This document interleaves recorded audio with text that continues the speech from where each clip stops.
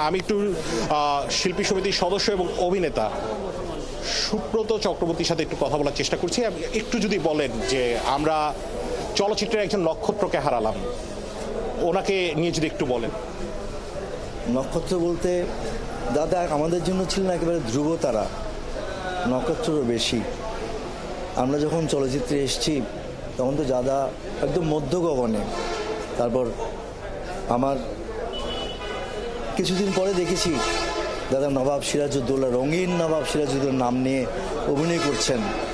সে যে একটা বিরাট অনুভূতি আমারও তার কাছ থেকে অভিনয় করতে যাওয়া, এবং প্রথম ছবিতেই তার দ্বিতীয় ছবিতে আমার সাথে অনেক অনেক ছবি। এবং আমি যদি বলি যে আমার অভিনয় জীবনে আমার বাবার পরে যদি আমি কারো স্নেহ পেয়ে থাকি সেটা হচ্ছে শ্রদ্ধেয় আনোয়ার হোসেন সাহেব, তারপরে হচ্ছে প্রবীর দা।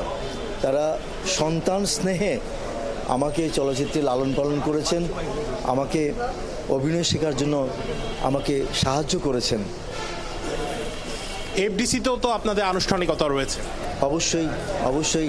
এবং আমি চলচ্চিত্র শিল্পী সমিতিতে অনেক দিন ছিলাম, এখনও আছি।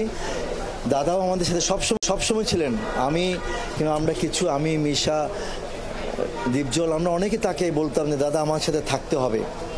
বলতো আমার ডাকেন কেন হালায়, আমার নিয়ে কী হইব না দাদা, আপনার লাগবে। আপনার মতো একজন সিনিয়র শিল্পী যদি আমাদের সাথে থাকে তাহলে সেটা আমাদের জন্য অনেক বড় পাওনা।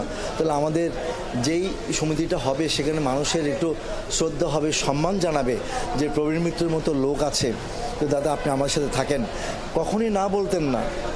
এবং আজ পর্যন্ত উনি যখনই নির্বাচন করেছেন তখনই উনি জয়ী হয়েছেন, কখনো তিনি হারেননি।